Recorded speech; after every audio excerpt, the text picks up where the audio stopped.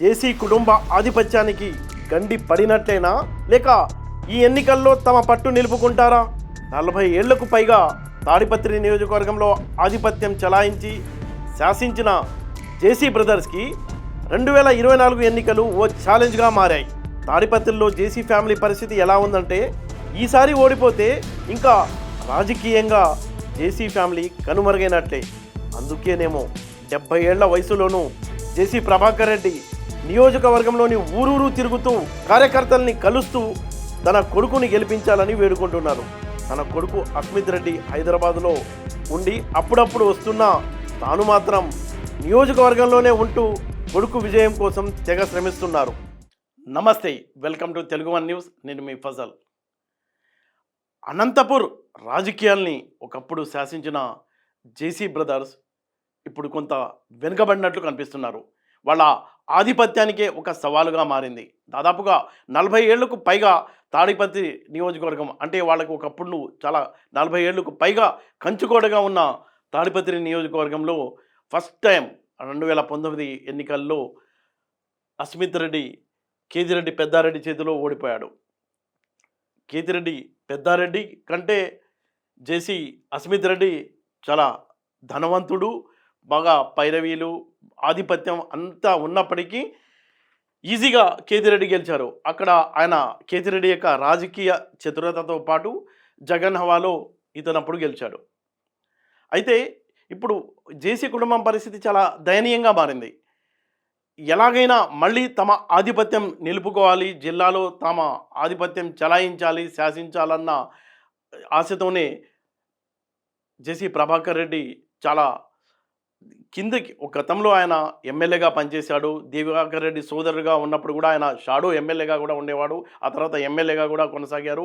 అలాంటి వ్యక్తి అక్కడ వార్డ్ మెంబర్గా కౌన్సిలర్గా నిలబడి ఇటీవల జరిగిన ఎన్నికల్లో అక్కడ అతను గెలిచి మళ్ళీ కౌన్సిలర్ అక్కడ చైర్మన్ అయ్యారు, మున్సిపల్ చైర్మన్ తాడిపత్రి నియోజకవర్గంలో, తాడిపత్రి మున్సిపాలిటీకి. అంటే పవర్ కోసం ఆయన వార్డ్ మెంబర్ లాంటి చిన్న స్థాయికి కూడా అక్కడ పోటీ చేసి తాను గెలిచారు. అంటే రాష్ట్ర వ్యాప్తంగా తెలుగుదేశం పార్టీ మున్సిపల్ ఎన్నికల్లో చాలా చోట్ల మ్యాక్సిమం ఓడిపోయినప్పటికీ ఇక్కడ తాడిపత్రిలో ఘన విజయం సాధించింది. తెలుగుదేశం జెండాను రెపరెపలాడించారు. అయితే ఇక్కడ వాళ్ళు చెప్పేది ఏంటంటే, ఇక్కడ టీడీపీ విజయం కంటే జేసీ ఫ్యామిలీ విజయం అని. అంటే అసెంబ్లీ ఎన్నికల్లో వాళ్ళు ఓడిపోయినప్పటికీ మళ్ళీ మున్సిపల్ ఎన్నికల్లో ఒక వార్డ్ మెంబర్గా వేసి గెలిచి మున్సిపల్ చైర్మన్ అయ్యి తన రాజకీయ ఆధిపత్యాన్ని కాపాడుకోవడానికి జేసీ ప్రభాకర్ రెడ్డి ప్రయత్నించారు. అయితే గతంలో ఆయన కుమారుడు అస్మిత్ రెడ్డి ఓడిపోవడంతో అసలు ఆయన రగిలిపోతున్నాడు. ఎలాగైనా మళ్ళీ రేపు జరగబోయే అసెంబ్లీ ఎన్నికల్లో అస్మిత్ రెడ్డిని గెలిపించుకొని తమ కుటుంబ పరువు కాపాడాలనేది ఏకైక లక్ష్యంతో ఆయన పనిచేస్తున్నాడు. ఆయన వ్యవహార శైలిలో కూడా చాలా మార్పు వచ్చింది.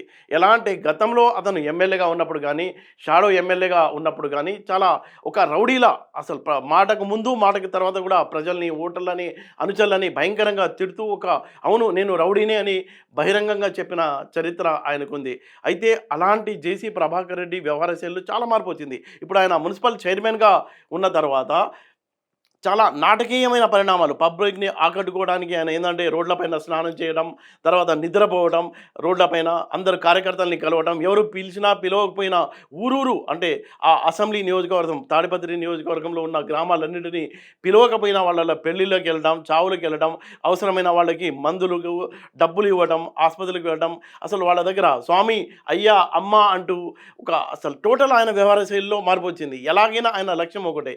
అయితే చంద్రబాబు నాయుడు గారు అంటే వీళ్ళు ఏం చేస్తున్నారంటే, జిల్లాలో 2 కుటుంబాలు ఉన్నాయి. ఒకటి పరిటాల ఫ్యామిలీ, ఇంకోటి జేసీ ఫ్యామిలీ. ఈ 2 ఫ్యామిలీలకు కూడా 2 టికెట్లు ఆశిస్తున్నారు. అయితే చంద్రబాబు నాయుడు తెగేసి చెప్పినట్టు మనకు అర్థమవుతుంది, 2 కాదు 1 సీట్ ఇస్తామని. ఇక్కడ గతంలో 2019 ఎన్నికల్లో తాడిపత్రి నుంచి అస్మిత్ రెడ్డి పోటీ చేసి ఓడిపోతే అనంతపూర్ పార్లమెంటు కోసం పవన్ కుమార్ రెడ్డి పోటీ చేసి ఓడిపోయారు. అంటే జేసీ కుటుంబం నుంచి గతంలో ఇద్దరు ఓడిపోయారు. అయితే ఈ ఎన్నికల్లో కూడా 2024 ఎన్నికల్లో కూడా సేమ్ టు సేమ్ 2 సీట్లు parliament seat plus Tadipatri assembly seat 2 తమ కుటుంబానికి ఇవ్వాలని జేసీ బ్రదర్స్ గట్టిగా పట్టుబడుతున్నారు. అయితే చంద్రబాబు నాయుడు ఏం చెప్తున్నారంటే చాలా క్లిష్టమైన పరిస్థితులు ఉన్నాయి. ఒక టికెట్ ఇస్తాను. అది కూడా ప్రభాకర్ రెడ్డి పోటీ చేస్తేనే అక్కడ గెలుపు అవకాశాలు ఉంటాయి కాబట్టి నీ కొడుకు నేను వేరే విధంగా మనం అధికారంలోకి వచ్చిన తర్వాత కావాల్సిన ఏర్పాట్లు చేస్తాను, తగిన న్యాయం చేస్తాను రాజకీయంగా అనే భరోసా ఇస్తున్నప్పటికీ ప్రభాకర్ రెడ్డి తన కొడుకునే ఇక్కడ ఎన్నికల్లో నిలపాలి అనే దృఢమైన సంకల్పంతో ఉన్నట్టు తెలుస్తుంది.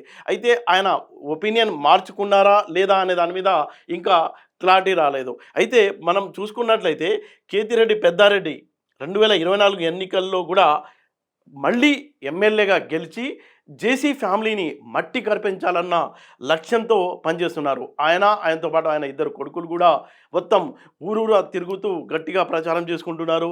సంక్షేమ పథకాలు అలాగే తమ ప్రభుత్వం చేపట్టిన అభివృద్ధి కార్యక్రమాలు, జేసీ ఫ్యామిలీ గతంలో చేసిన ఆగడాలు అరాచకాలు తమకు కలిసి వస్తాయి. ఈసారి మళ్ళీ నేనే గెలుస్తానన్న ధీమా అయితే కేతిరెడ్డిలో కనిపిస్తుంది.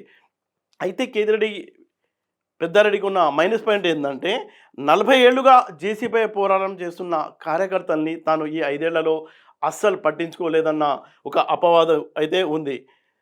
అయితే దాన్ని ఎలా ఆయన ఇంకొక అపవాదం ఏముందంటే జేసీ ప్రభాకర్ రెడ్డి ఏం చేస్తున్నారంటే ప్రతిరోజు కూడా మీడియా సమావేశాలు పెట్టి ఎమ్మెల్యేని ఉతికి ఆరేస్తున్నారు. ఆయన అసలు ఏం పట్టించుకోవడం లేదు, నియోజకవర్గంలో అభివృద్ధి అనేది లేదు అన్న అంశాలపైన. అయితే దానికి తగ్గట్టుగా ఘాటుగా సమాధానం ఇవ్వడంలో వెనుకబడిపోయారన్న చర్చ అయితే స్థానికంగా అక్కడ గట్టిగానే వినిపిస్తుంది.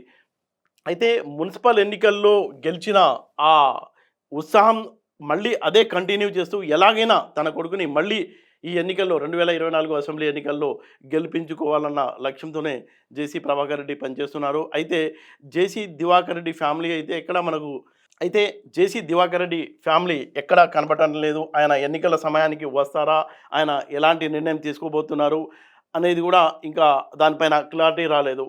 అయితే ఈ జేసీ ప్రభాకర్ రెడ్డి అస్మిత్ రెడ్డి యొక్క గెలుపు మీద వాళ్ళకు బాగా ఆశలున్నాయి. దేనికంటే ఎమ్మెల్యేపై బాగా వ్యతిరేకత ఉంది అని ఆయన పదే పదే చెప్తున్నారు. అలాగే ప్రభుత్వ వ్యతిరేక ఓటు కూడా పడి తాను గెలవడానికి ఈజీగా అవకాశం ఉందని చెప్తున్నారు. అంతేకాకుండా తన వ్యవహార శైలిలో మార్పు వచ్చింది. ఎవరిని తిట్టడం లేదు, ఎవరిపై అరాచకాలు చేయడం లేదు. అందరినీ స్వామి, అమ్మ, అయ్యా అని పిలుస్తూ అందరినీ పబ్లిక్ని కనెక్ట్ అవ్వడానికి ప్రభాకర్ రెడ్డి పనిచేస్తున్నారు. ఆయనలో ఉన్న ఒక నటుడు వచ్చాడు. అంటే 70 ఏళ్ల వయసులోనూ కూడా చాలా యాక్టివ్గా పనిచేస్తూ ఆయనలో ఏకపాత్రాభినయం చేస్తూ నటిస్తున్నారు. భారీ ఎత్తున ఆయన జనంలో కలిసిపోవడానికి అలాగే తన సీటును కాపాడుకోవడానికి చాలా ఉత్సాహంతో అయితే ఆయన పనిచేస్తున్నారు. అయితే ఈ ఎన్నికల్లో ఫలితం ఎలా ఉండబోతుంది అనేది తెలియాల్సి ఉంది.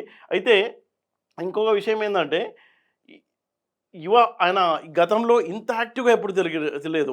బస్ యాత్ర కూడా యువ చైతన్య బస్ యాత్ర అని పెట్టుకొని ఊరూరా తిరుగుతున్నారు. ఎవరికి డబ్బు తిరగడమే కాదు, అవసరమైన వాళ్ళకి డబ్బులు ఇప్పటి నుంచే ఎన్నికల డేట్ వచ్చిన తర్వాత ఓటుకు డబ్బు ఇవ్వడమే కాదు, అవసరమైన వాళ్ళని ఇప్పుడే గ్రూప్ల వారీగా డబ్బులు ఇస్తూ తన అక్కడ గెలుపుకు ఒక భరోసా వచ్చేలాగా సేఫ్ సైడ్గా ఉండేటట్లు ఆయన ప్రయత్నం చేస్తున్నారన్న ప్రచారం అయితే తాడిపత్రిలో జరుగుతుంది.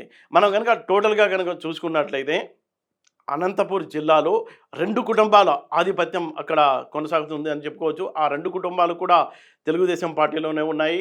పరిటాల ఫ్యామిలీ అలాగే జేసీ ఫ్యామిలీ. పరిటాల ఫ్యామిలీ కూడా అక్కడ రాప్తాడ్ నుంచి అలాగే ధర్మవరం నుంచి 2 సీట్లు కావాలని వాళ్ళు కోరుతున్నారు. ఇద్దరు కూడా అసెంబ్లీకి వెళ్ళాలన్న గట్టి భావనతో ఉన్నారు. దానికోసం ఎక్కడా కాంప్రమైజ్ కాకుండా పరిటాల ఫ్యామిలీ పోరాటం చేస్తుంది. మరోవైపు జేసీ కుటుంబం కూడా ఒకళ్ళేమో ఎమ్మెల్యేకి తాడిపత్రి నుంచి ఎమ్మెల్యేకి అలాగే అనంతపురం నుంచి ఎంపీకి అన్నా తమ్ముడు ఇద్దరు పోటీ చేయాలనుకుంటున్నారు.